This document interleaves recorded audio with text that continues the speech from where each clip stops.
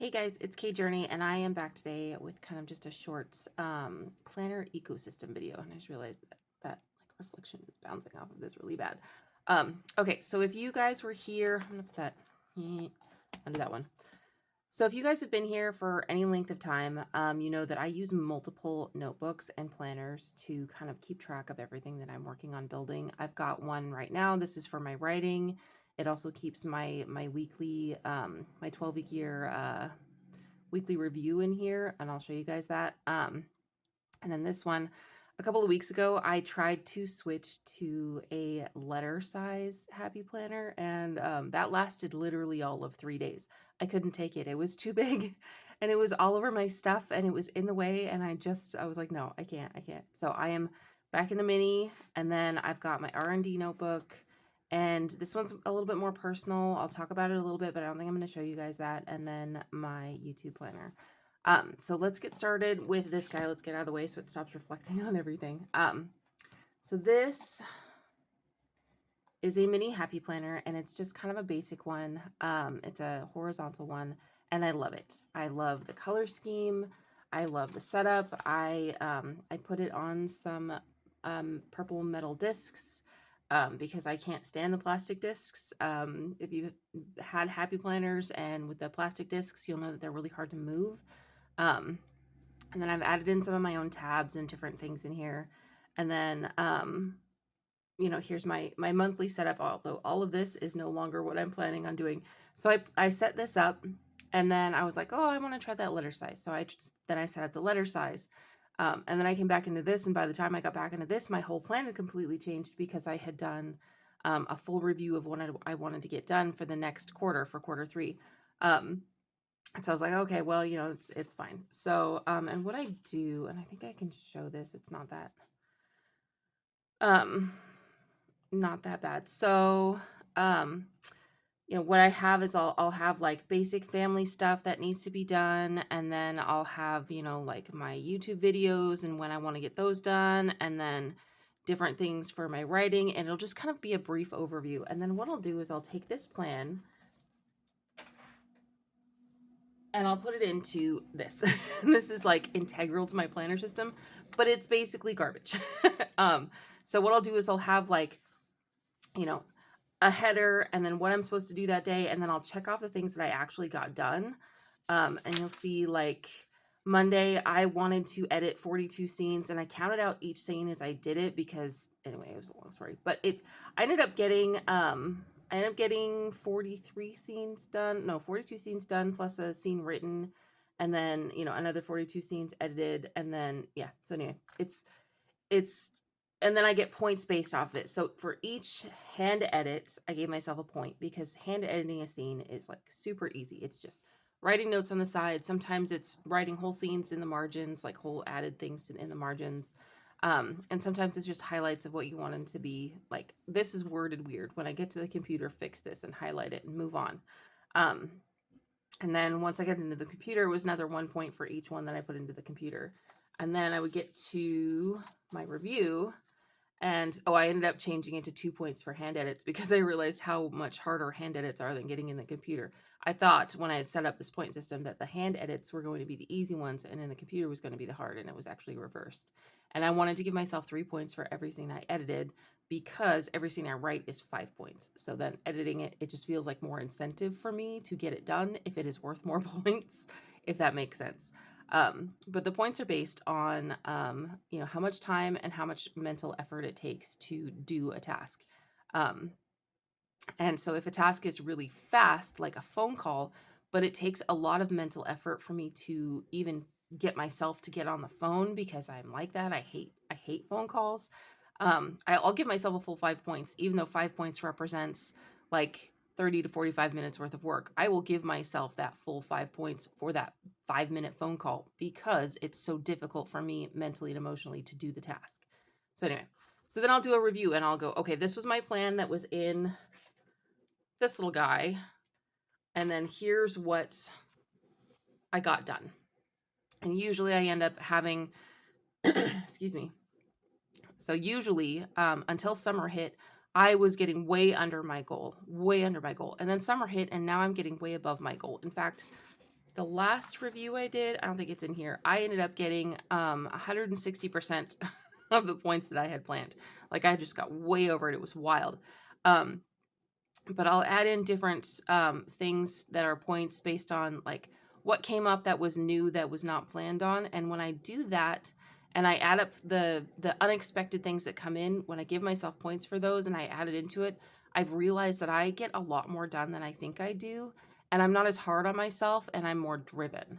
When I'm hard on myself, I tend to shut down. So this is super helpful for me to kind of get a real view of what I'm getting done. Okay, so, and then I decide what's going in this based off of this one and this one. So we'll start here. So this is my my YouTube planner, and it's, I haven't even started my shorts. So I've got a section here for shorts for Q3. And I've got, you know, my post schedule, and then I've got my film schedule, which are actually different. So this is when I'm actually filming the videos, and then I'll be, you know, posting them later. Like today I'm filming this.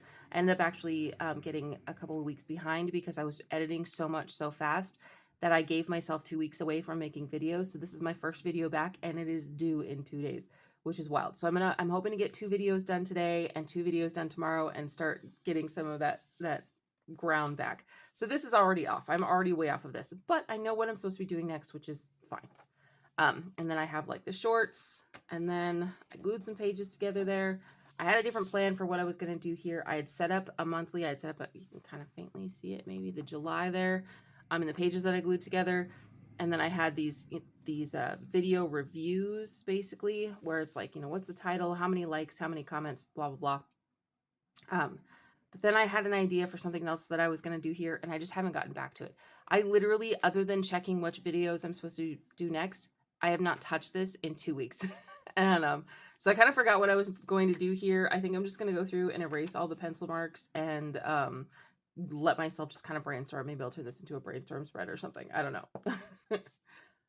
Okay. So then we get to this. This is the meat and potatoes of my author career. So this is where I keep notes on writing. This is where I keep notes on, you know, publishing, things like that. So I'm going to get to where I can show you guys. Because a lot of this I don't want to. Okay, so there's the reviews. I put them in here between the months. Okay, so here's my Q3 goals. And I ended up, if you guys watched this video, I ended up changing some of this after I got off the video because I realized I wanted to do something different. So I have all my goals. And then I have short story ideas, and this is more for if I decide some of my my brainstorming videos that I do here. If I decide I really like the story and so I want to write it, I'll kind of give myself the room here to brainstorm it. So far I haven't, because I have not done anything besides edit in 2 weeks. So I've been busy. And then here is, you know, my plan for the next 13 weeks. So this is what's new from that video. I actually, once again, I have this thing, I glue together pages. I had a calendar in here that was off, way off. I didn't have enough space in it. And I realized that I wanted my 13-week plan. So I glued those together. I created my 13-week plan. And then I gave myself the month. And in my monthlies, I write down what I got done for writing. And I'll, you know, there'll be days that I skip stuff. But like, here's all the new scenes that I wrote. And here's the hand edits and the digital edits and all of the things. And, you know, over here yesterday, I wrote the final 3 scenes in the book club book. The book club book is done. It is out to beta readers. I have one more edit after I get some feedback, and it's done. It's ready to go. I'm not publishing it yet. I'm holding on to it because I'm going to be doing kind of a quasi rapid release with it and the second book. So this week, after I catch up on my YouTube videos, I am going to be pushing hard on the second book club book, and I'll get into that in a bit. And then, you know, here's my notes, and like, I've got the rough plot was 100% done. My refined plot is 100% done. And my refined plot number 2 is mostly done, but I realized that I didn't like the bad guy that I chose. So I'm because it's a mystery and because there's all these different clues, what I do is I'll take like a note card. And I'll show you this. Okay, so I'll take a note card, and what I'll do is I'll write the clue at the top, and then I'll write down all of my suspects and how it connects to each of my suspects. The thing is every suspect that I have in that book, I feel is too obvious. So I'm considering adding an extra character, but I haven't decided who it is. Um, so we'll see. That one's still in the works. But I don't need to worry about it until I'm like 3/4 of the way through the book, because I'll go through and add in more after I'm done with my rough draft, if that makes sense. So I write the rough draft, and a lot of things in my plot tend to change anyway while I'm writing it. So I'll, put edits on my note cards, and I'll be like, okay, this changed, this changed, this changed. And then I'll go through and I'll say, okay, how can I make sure that the thing that I got to at the end matches all the places that I wanted to in the beginning. So then I'll go through and I'll add in more stuff, and I'll even completely rewrite scenes. And that works for me. And then over here, it's like a list of scenes that have, so all of the scenes that have like numbers in them are scenes that were written before I got so into the grindstone that I stopped writing down the numbers. Like I completely stopped writing down the numbers. I think halfway through last week, no, the week before last, I was just, I don't want to stop to do this. So that's another thing. I thought that I would want this. And when I get to the editing point, I do want this. But while I'm writing it, I actually don't. Because it takes time away from what I'm doing, and it kind of takes me away from it. So I think I might eliminate this for over here. I had planned on putting it over here, and I think I'm going to eliminate it because I don't need to. And then we get to the last 2 weeks review. And then I will, up here, put in my next monthly and go from there. So that is my writing bullet journal.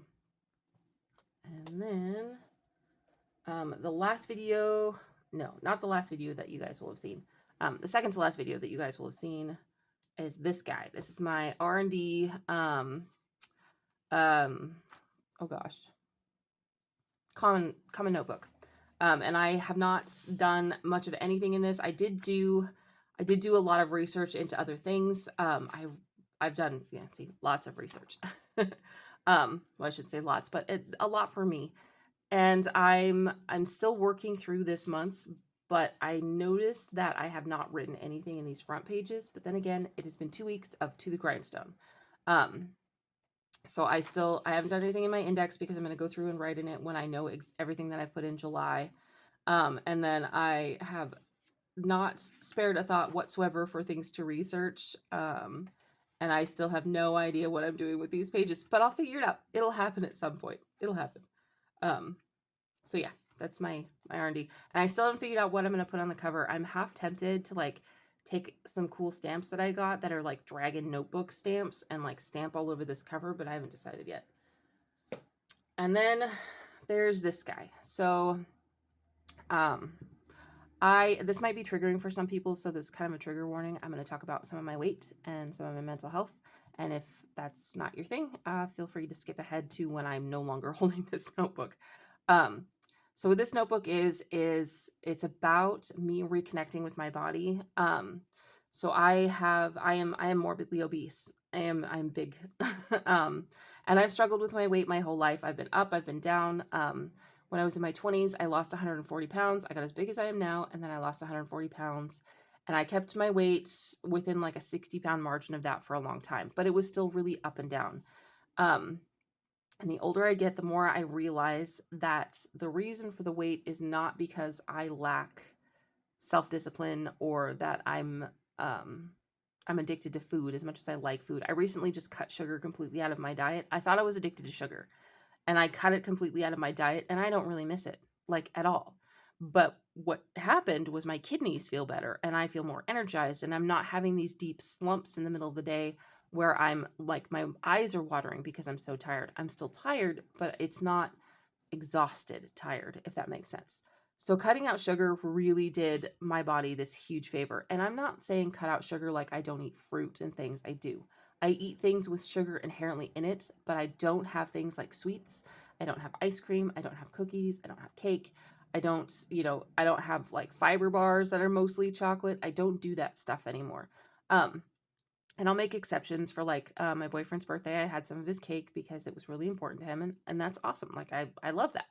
But the next day I didn't want more cake the way that I used to. So 2 months ago, I would have been like, where's the rest of the cake? I want some more cake. And I'm losing some weight, which is great. So this is about exploring my relationship with food, exploring my relationship with exercise. I used to do a lot of heavy lifting. I used to be really strong. I used to be very, very fit. Even when I was heavy, I was really fit and I was able to do a lot. And now I'm not in that place anymore. And I'm kind of exploring my relationship with my body. So like I have, my goals and, the breakdown and things like that. And then I have charts of, what I've done and how I feel and where my weight's at. And I'm really not going to show you guys that because a lot of that is really, really personal. But this is another keystone to how I want to change my life over the next couple of years. All of this planner system, the whole thing, it's all designed and all put together to try to change my life over the course of the next couple of years. I've got a lot of really big goals. So, number one, I want to start making some money on my books. I really, really, really want to start making money on my books. Number two, I really want to build a community here on YouTube that is useful and helpful and fun.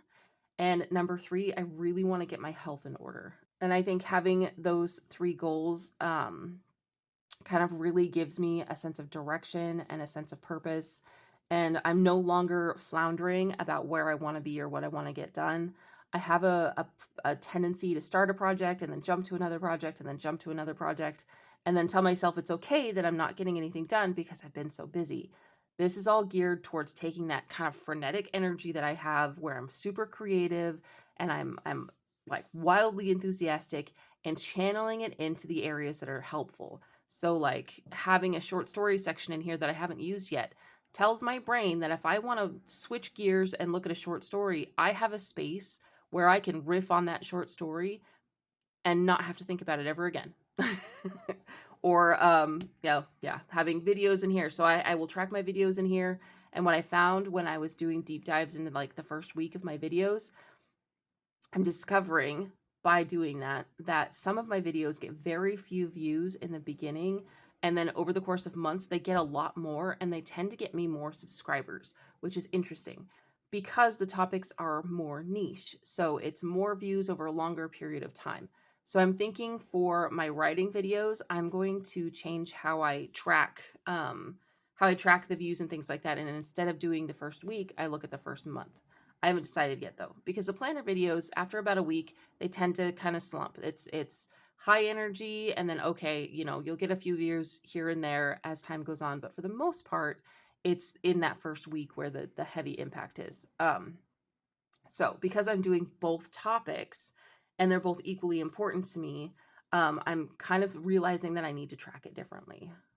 So anyway, I don't know, I'm rambling at this point. This is my planner ecosystem, and right now it's really, really working for me. I have like these big macro views, and then I funnel it into a micro view, and and then I use it to build my daily schedule, which I haven't even started today.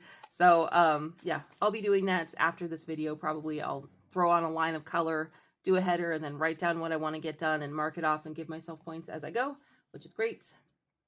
Anyway, I think that's it. I don't know what else to say. So you guys have a wonderful day. Thank you for watching, and please like and subscribe, and I will be back in a couple of days.